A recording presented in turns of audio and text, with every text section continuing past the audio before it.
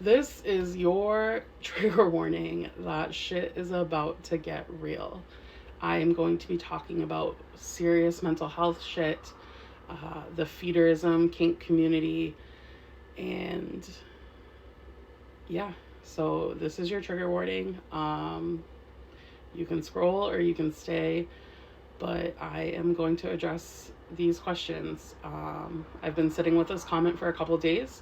I've confided in a few people that are really close to me about coming on here and sharing my story in this aspect.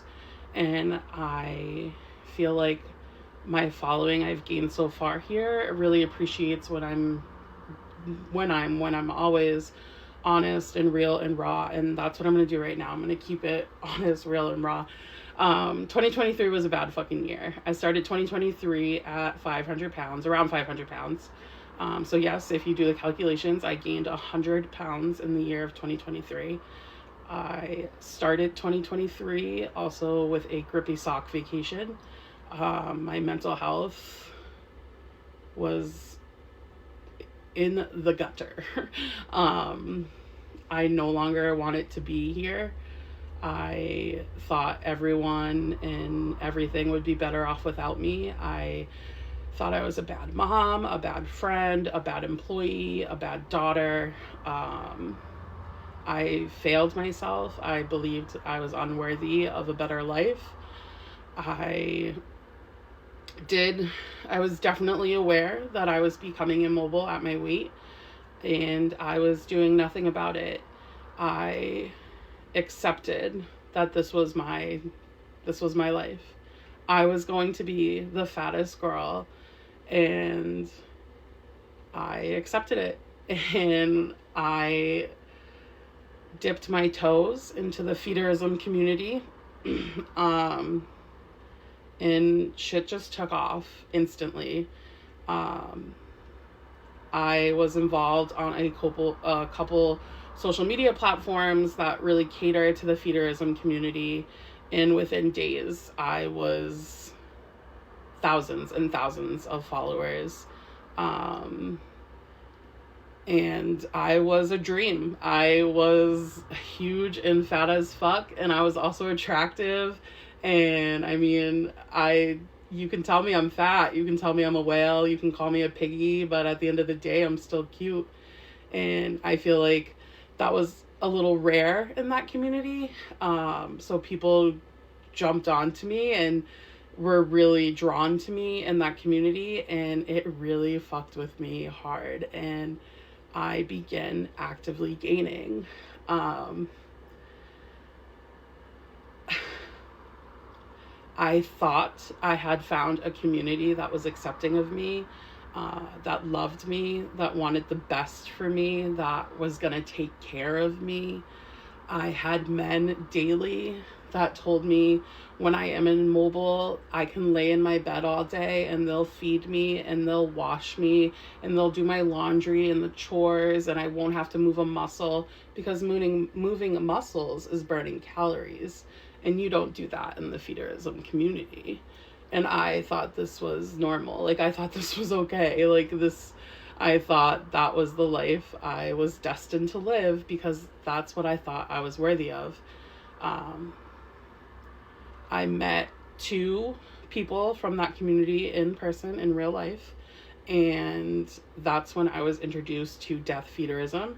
I went on a date with one man, and he wanted to feed me to death. And the amount of food that I ate in that one night, I have never consumed that much food in a whole day in my whole life.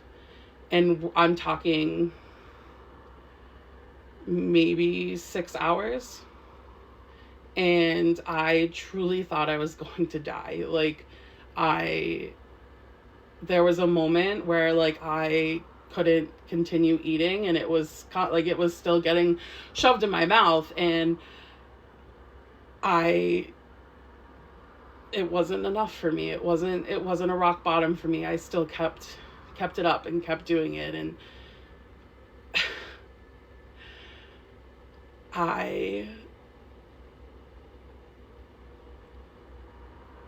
I truly believed that was the best my life was going to get. I began making a lot of money because of the community. A lot of people are like, how did you afford to eat like that? When I shared in a previous video how I would eat multiple fast food places a day, order takeout every single night, get multiple meals every time I ordered food somewhere. It wasn't coming out of my pocket. I was getting money sent to me, Cash App, DoorDash, gift cards, PayPal, Venmo, on the daily, all day long. And like 90% of the time, that's all it was a transaction. Once in a while, someone would be like, hey, I'll send you this, but you need to send me a picture of you eating it, or you need to send me a video of you eating, or you need to send me a picture of the receipt so I can see how much you ordered. But again, like, that was 10% of the time. 90% of the time, these guys were just getting off knowing that they were filling my stomach. I loved it. I did. I craved it. I loved the attention. And it's like, now that I've come to, I realize I wasn't wanted and loved for the right reasons. I was being completely sexualized, completely fetishized. And the end goal was death. Like, they wanted to feed me to immobile to the point, like, wanted me to be on oxygen, wanted me to not be able to get out of my bed, wanted me to not be able to use the bathroom on my own. And like, holy shit.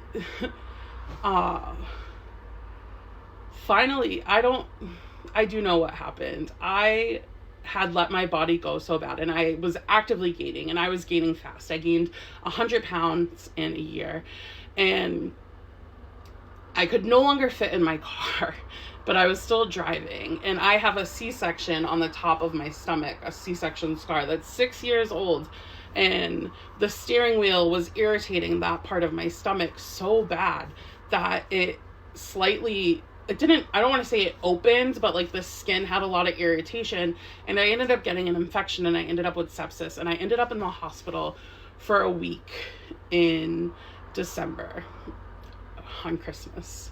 I spent Christmas in the hospital because I had completely let go of myself.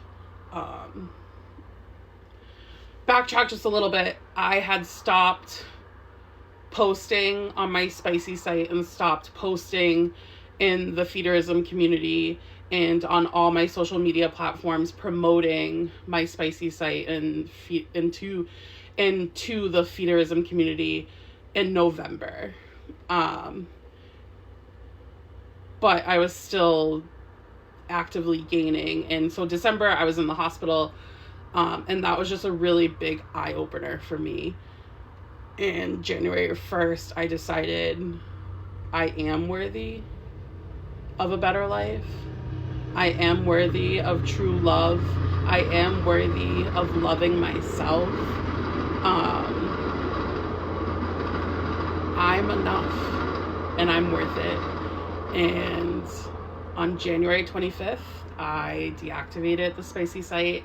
I deleted all of my platforms promoting myself into the feederism community, and I deleted my profile on the social media platform that caters to the feederism community. January 1st, I took back my life. January 25th, I meant fucking business. And there's no going back. I'm only moving forward here on out. I know this video is a lot. I don't want my page to become everything about feederism. That's in my past. If you have questions, I'll decide if I want to answer them if I want to. But I just want it to be open and real and let you know that's where my life went. And this is now where my life is going.